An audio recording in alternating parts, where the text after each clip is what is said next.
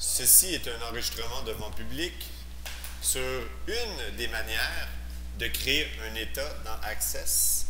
Qu'est-ce que c'est qu'un état? Ben, un état, en fait, c'est une impression, et non pas au sens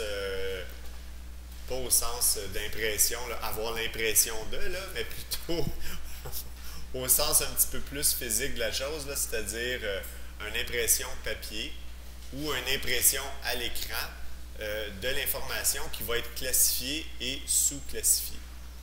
Alors, par exemple, dans une base de données, on pourrait avoir de l'information concernant, disons, des arbres, puis on pourrait avoir des arbres ici, des arbres ici, des arbres ici, puis dans la table là, que je suis en train de dessiner, on pourrait avoir des arbres bleus, des arbres verts, puis des arbres blancs.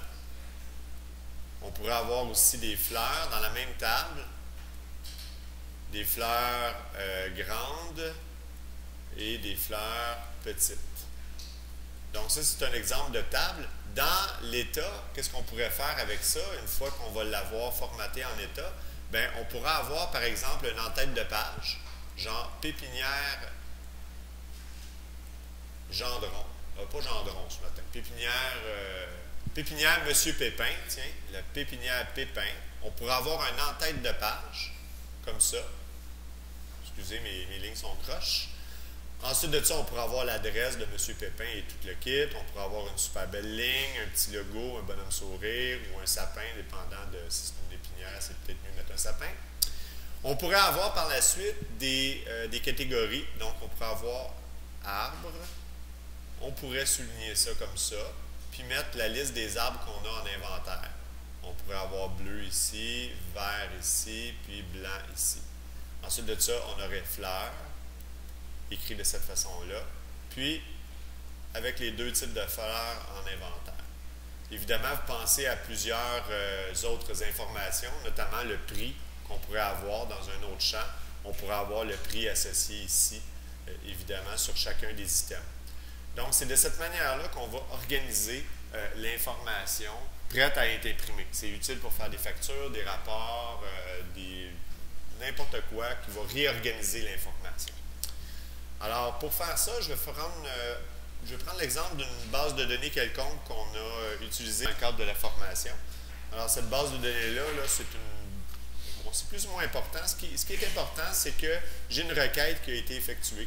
Ici, on a query R qui a été chercher l'APK, le nom de famille, le prénom, la date d'embauche, le poste, le taux horaire et le nombre d'heures. Donc ça me suffit pour pouvoir faire ma démonstration d'état.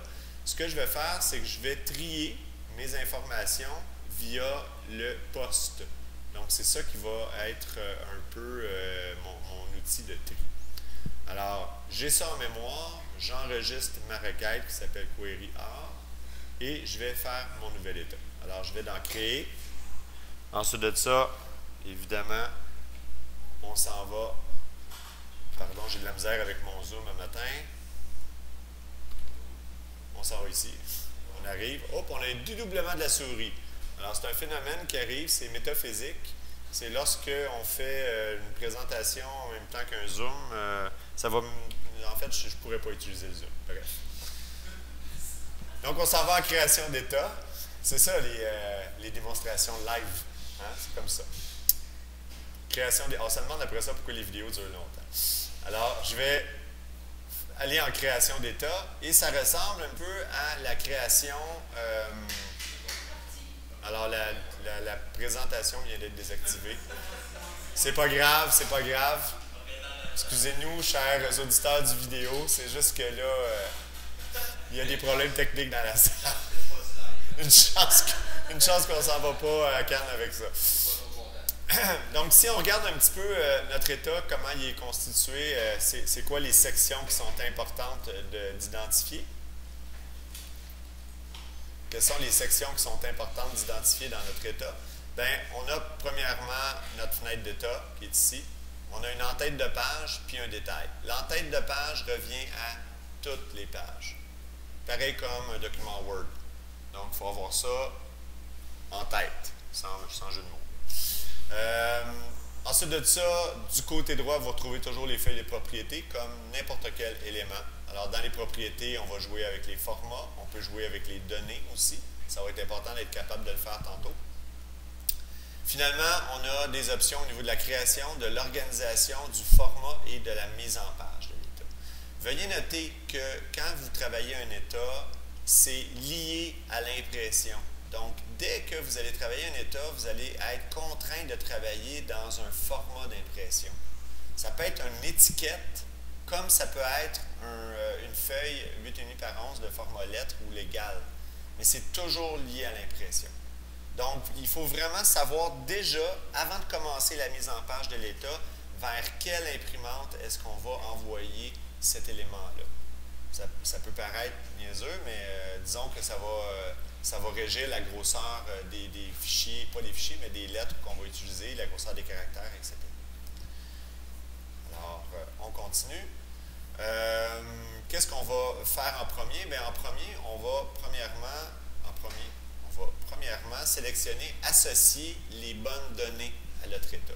Alors, il s'agit d'aller dans les feuilles de propriété de l'état, dans la section données juste ici, et dans la source, on va sélectionner une requête. Alors, l'idéal, c'est de toujours créer une méga requête ou une méta-requête, un peu comme on a fait dans l'exercice 6B, la deuxième. Et la première, on faisait une méga requête qui contenait plein de champs. Ce sont tous les champs qu'on aurait de besoin pour faire produire notre état. Alors ici, on va prendre la query all pour vous donner l'exemple. Ça peut être n'importe quelle autre requête qui contient tous les champs nécessaires. Et on n'a pas besoin de filtrer. Alors, notre état va porter sur la source query OR. Ensuite de ça, une fois qu'on a fait ça, qu'est-ce qu'on peut faire? Bien, tout simplement, on pourrait aller en bas. Je vais juste afficher un petit peu plus. On va aller en bas ici. Et on va choisir l'ordre de tabulation. Donc, c'est pas ça pas en tout. Puis là, je pense que je me suis fourré. Puis c'est pas... Ah oui, c'est ici, excusez. J'ai dit le mot fourré. Hop, une deuxième fois. Chose importante qu'il faut faire, c'est qu'il faut décider d'un regroupement et d'un tri. Alors, vous allez cliquer sur regrouper et trier. Et c'est là qu'on va pouvoir effectuer le tri dont je vous parlais auparavant. Donc, vous vous souvenez que je vous avais dit que, par exemple, ici, là, on faisait un tri au niveau des arbres et des fleurs. En fait, j'ai fait un tri au niveau d'un champ en particulier. On sait que dans mes données, ça se répétait, sauf que là, je vais éviter la répétition de cette donnée-là et je vais trier par cette donnée-là. Je peux faire un tri, un sous-tri, etc. Dès que je fais un tri, je vais avoir une section qui va apparaître. Fait que regardez ici, je vais ajouter un groupe. En fait, je vais ajouter un groupe et non pas un tri pour l'instant. Je vais ajouter un groupe et je vais décider de regrouper via le poste. Alors, je sais que dans mes données, j'ai des postes de journaliers. Alors, je regroupe sur poste avec A en haut. Ça veut dire que je vais regrouper avec un tri en ordre alphabétique, tout simplement. Et ce que je vais faire, c'est que j'ai déjà une section dans la tête qui va être créée. Par contre, je vais aussi créer une section de pied de page. Alors, je vais avoir une section dans la tête et une section de pied de page.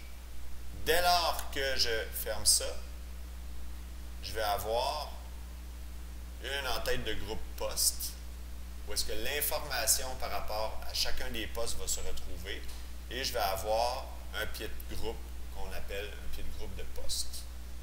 Alors, ça peut paraître bizarre pour commencer, mais vous allez voir que c'est dans cet endroit-là que je vais devoir placer les champs liés au poste. Un peu l'équivalent de cet endroit-là ici. Là. Okay? C'est vraiment cet endroit-là. Qui va se répéter. Voyez-vous, ça se répète. Fait que ça serait l'entête de groupe. OK? Qui est ici. Alors, dans l'entête de groupe, évidemment, je vais ajouter mes champs existants. Quel champ ai-je besoin? Bien, j'ai besoin du poste. Alors, je vais prendre le poste et je vais le placer dans l'entête de groupe. Tout simplement. Alors là, j'ai le loisir de mettre de faire ma mise en page comme je le veux. C'est vraiment une réelle mise en page. Alors, je peux agrandir ça un peu. Je vais aller dans le format. Je vais grossir. Je vais mettre ça à 14. Je vais mettre en gras. Je vais faire une une mise en page très restreinte. Je vais enlever l'étiquette parce que je considère ne pas en avoir besoin. J'ai supprimé l'étiquette par erreur. J'enlève l'étiquette. Je place le poste comme ça. Et voilà. Ensuite de ça, quelles informations je vais avoir dans ma page en bas? Bien, je vais avoir les informations par rapport au nom, par rapport au prénom, par rapport au taux horaire, puis au nombre d'heures. Je peux aller chercher les informations que je veux. Je vais prendre toutes les informations au niveau des étiquettes et je vais les couper avec CTRL-X. Et je vais les placer dans l'entête de groupe de poste. Pourquoi? Parce qu'elles vont se répéter, ces informations-là. Et là, je les place, mais de façon linéaire. Alors, je vais placer les heures ici, le taux horaire ici. Je les place de façon approximative au tout début.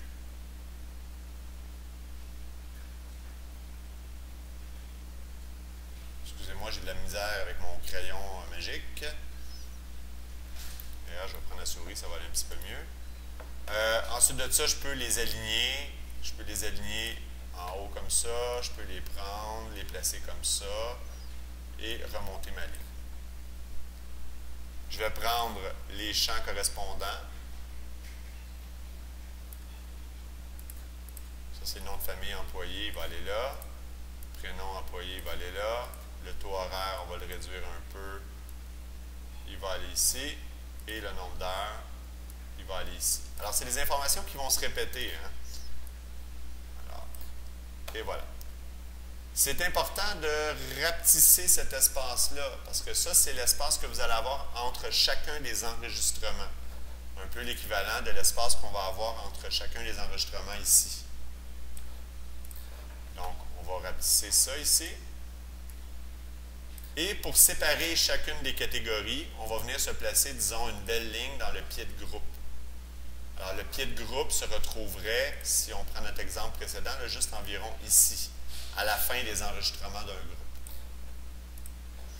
Alors, je peux aller dans Création. Et dans Création, je devrais avoir quelque chose comme une ligne que je peux tirer juste ici. Puis souvent, on a de la misère à tirer une ligne droite. Fait que, mettons, je vais la tirer vraiment croche. J'ai une ligne qui est tout à fait croche. Pas de problème. Dans les propriétés, la hauteur de la ligne, j'ai juste à la mettre à 0. Alors, je vais voir les propriétés de cette ligne-là. La hauteur étant 0, elle va se mettre droite. Pas le temps de niaiser. On remonte le pied de groupe de poste pour avoir une hauteur, disons, minimale. Je vais agrandir la case du poste. Et je vais regarder à quoi va ressembler mon état une fois qu'il a été formaté comme ça. C'est vraiment un premier jet. Il ne faut pas hésiter par la suite à basculer entre le mode d'état et le mode de création. Alors, ça va ressembler à ça. Alors, ça, c'est brut. Je n'ai fait aucune modification de base. Qu'est-ce que j'ai? Bien, j'ai le titre de mon poste et j'ai tous les travailleurs qui œuvrent à ce poste-là, leur taux horaire, puis le nombre d'heures. Puis ensuite de ça, j'ai mes vendeurs qui se retrouvent en dessous. Fait que j'ai un tri automatique. Alors ça ressemble à le type d'impression qu'on va avoir. Par la suite, bien, les choses qu'on va pouvoir apporter, c'est quoi? Bien, l'entête de page. Une entête de page, qu'est-ce que c'est? C'est quelque chose qui se retrouve à chacune des pages. Et là, on peut mettre n'importe quoi. On peut mettre une étiquette. On peut l'appeler description des postes. Il n'y a pas de problème. On peut faire ça. On peut changer son format. On peut le mettre gras. On peut agrandir ça. On peut le souligner. Bon, peu importe. Là, vous pouvez faire à peu près n'importe quoi au plan visuel. Vous êtes capable de rentrer des informations, des champs. On serait capable de rentrer la date et l'heure. Inclure la date, inclure l'heure pour la dernière mise en page, pour la dernière, impression. Si on fait juste voir ici, cette information-là de date et heure a été entrée automatiquement dans un champ, pas dans un champ, mais dans une section qui s'appelle entête d'état. L'entête d'état va être affichée une seule fois. l'entête de page à toutes les pages. Et l'entête de groupe à toutes les fois qu'il va y avoir un nouveau poste. Donc, il va falloir faire attention à ça. Ici, au niveau de l'entête d'État, donc, on va mettre le titre de notre État, tout simplement. Donc, dans le fond, au niveau de l'entête de page, là, j'aurais peut-être pu entrer description des postes ici dans l'entête d'État.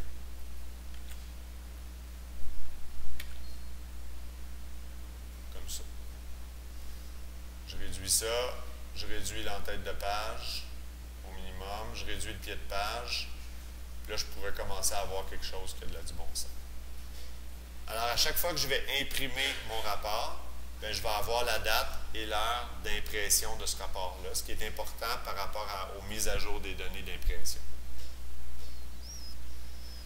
L'impression est intimement liée à l'imprimante, comme je vous ai dit. Donc, ce qui va être important aussi, c'est de travailler au niveau, juste un instant, on va revenir en mode création.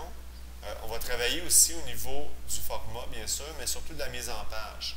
Alors, il va falloir travailler avec les marges. Il va falloir utiliser les marges les plus justes possibles. Si vous utilisez, par exemple, des marges étroites, comme c'est le cas présentement, et que votre imprimante ne supporte pas cette largeur de marge-là, vous allez avoir une erreur à l'impression. Il va y avoir des champs qui vont être cachés. Fait que veuillez sélectionner la bonne taille, lettre US en ce qui nous concerne, les bonnes marges. Est-ce qu'on affiche les marges, oui ou non? Est-ce qu'on fait afficher les données seulement? Peu importe, lorsqu'on va voir l'aperçu avant impression. Le type de truc et la mise en page.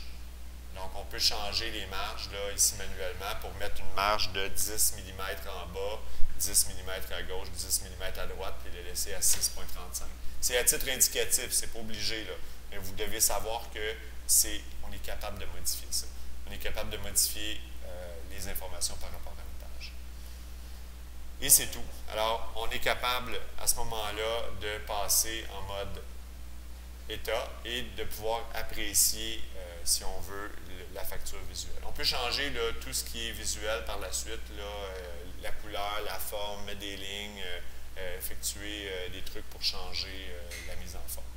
Mais là, déjà là, on voit que la largeur ici, c'est la largeur de la page que j'ai indiquée.